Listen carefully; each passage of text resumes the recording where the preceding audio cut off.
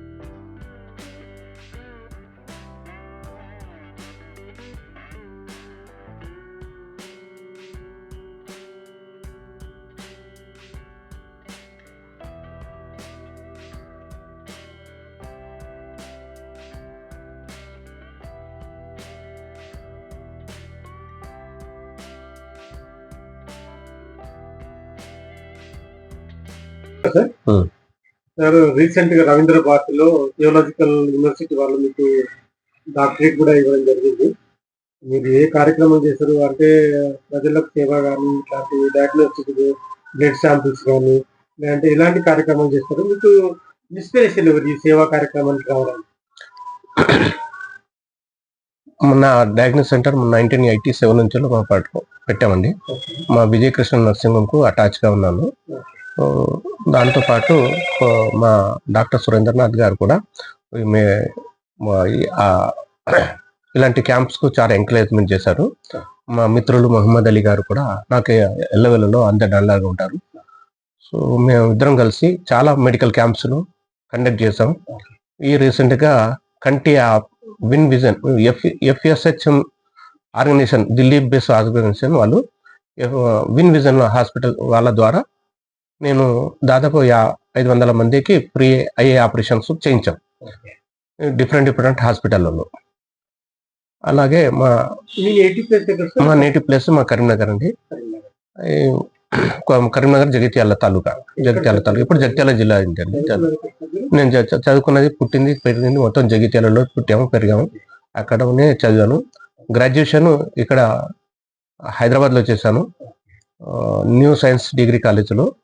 అక్కడ BSc graduation చేశాను.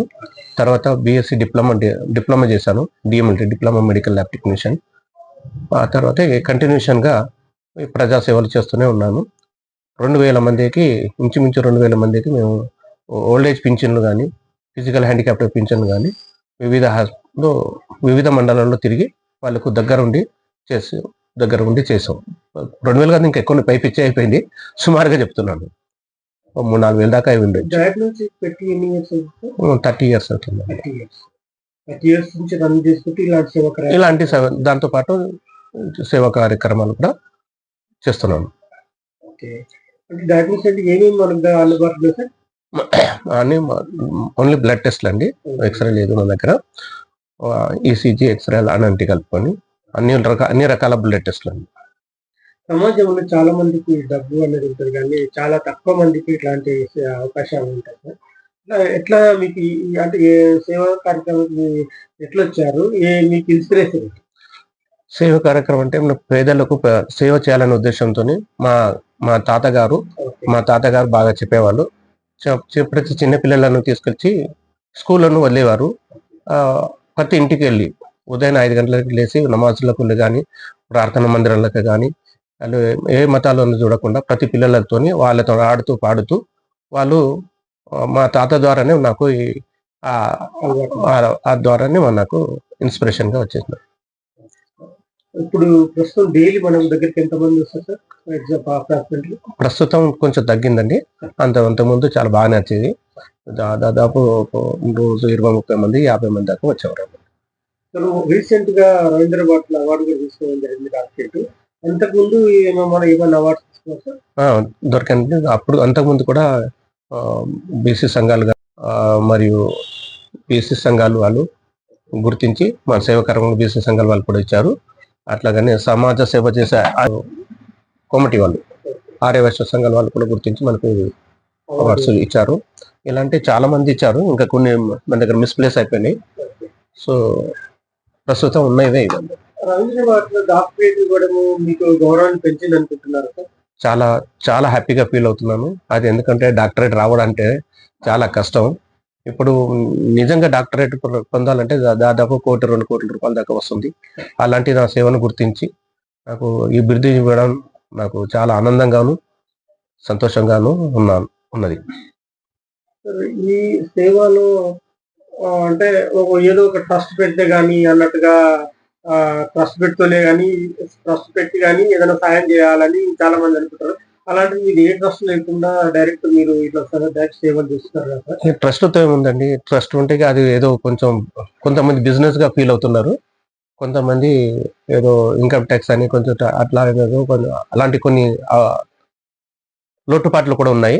నేను ఆ విషయానికి పోకుండా నా సొంతగా నాతో చదువుతున్న వాళ్ళు మా ఫ్రెండ్స్ సర్కిల్లో మహమ్మద్ లాంటి వాళ్ళు ఇట్లాంటి చాలా మంది ఉన్నారు. ఒక 10-20 మంది వాళ్ళ ఆర్థిక సహాయంతో తీసుకొని ఇలాంటి కార్యక్రమాలు నేను లాస్ట్ 20 సంవత్సరాల నుంచి చాలా మందికి అంటే ఫుడ్ కానీ లేదంటే బ్లడ్స్ కానీ అలాంటి బ్లడ్ డొనేషన్ ఏంటండి మామూలుగా ఫ్యాబ్రిక్ టైంలో కరోనా టైంలో మీరు చేస్తాం చాలా సాయం చేస్తామండి. ప్రతి ఇంటికి అంటే ఒక 200 మందికి గుర్తించి వాళ్ళకు ప్రతి ఇంటికి ఒక 10 కిలోల బియ్యం, కూరగాయలు 500 రూపాయలు ఇట్లా 200 మందికి ఇచ్చాం. అదేవిధంగా బ్లడ్ డొనేషన్స్ క్యాంప్ పెట్టాము. ఫ్రీ ఫుడ్ డొనేషన్ కూడా చేసాం. నా స్వయంగా నాది కూడా లిమ్రా ఇతిహాద్ ముస్లిం మైనార్టీ వెల్ఫేర్ ఆర్గనైజేషన్ ఉంది. నాది ఉంది, కానీ ఎవరి దగ్గర సహాయం తీసుకోకుండా అంటే ఎవరైనా ఇచ్చిన వాళ్ళు తీసుకుంటే మా ట్రస్ట్ నా ఆర్గనైజేషన్ ద్వారా, ట్రస్ట్ కాదు నా ఆర్గనైజేషన్ ద్వారా ఇలా అందరికీ మేము సేవ చేస్తామండి. అంటే ఇప్పుడు ప్రస్తుతం మెంబర్స్ ఎంతమంది వస్తుందంటే మా ఆర్గనైజేషన్ లో 10 మెంబర్స్. అందులో మా అడ్వైజర్ గా మా మహమ్మద్ అలీ గారు ఉన్నారు. ఇప్పుడు ఈ సమాజంలో చాలా వరకు గవర్నమెంట్ చేస్తుంది కానీ ఇంకా ఏదో విధంగా ఎక్కడో దగ్గర అనాథలు కానీ ఇట్లా ఉంటారు. అలాంటి వాళ్ళకు గవర్నమెంట్ ఎట్లాంటి సహాయం చేయమంటారు? చేయాలంటే ముఖ్యంగా పేదవాళ్ళు బెగ్గర్స్ అడుకునే తినేవాళ్ళు లేకుండా సమాజం చేయాలంటే ఎక్కడెక్కడైతే వీధిలో స్ట్రీట్ చిల్డ్రన్స్ ఉంటారో వాళ్ళని తీసుకుపోయి మంచి రెసిడెన్స్ స్కూల్లో ఎడ్యుకేషన్ ఇప్పించి చిన్న పిల్లలు రాబోయే నేటి పిల్లలే రేపటి భారత పౌరులు కాబట్టి వాళ్ళకు మంచి ఎడ్యుకేషన్, మంచి విద్య, ఆరోగ్యము ప్రసాదించాలని గవర్నమెంట్ ద్వారా అన్ని విధాలను ఆదుకోవాలని నేను కోరుకుంటున్నాను.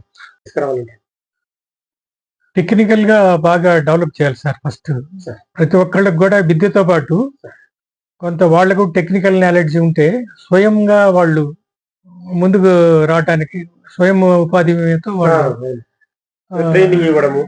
ట్రైనింగ్ ఇవ్వాలి సార్. ఇస్తే వాళ్ళు వాళ్ళకి అవసరాన్ని బట్టి వాళ్ళ కాళ్ళ మీద వాళ్ళు నిలబడి దేశానికి కూడా వాళ్ళు ఇప్పుడు మనం చెప్పాలంటే చైనా టైపులో మనకు కూడా రావాలి సార్. అదే ప్రతి ఒక్కళ్ళు అక్కడ కష్టపడేటట్టు ప్రతి ఒక్కళ్ళకి స్కిల్ డెవలప్మెంట్స్ ఇండిపెండెంట్ గా స్కిల్ డెవలప్మెంట్స్ ఇస్తే ఇండిపెండెంట్ గా డెవలప్ చేస్తూ సోమర్థనం లేకుండా చేయాలి సార్.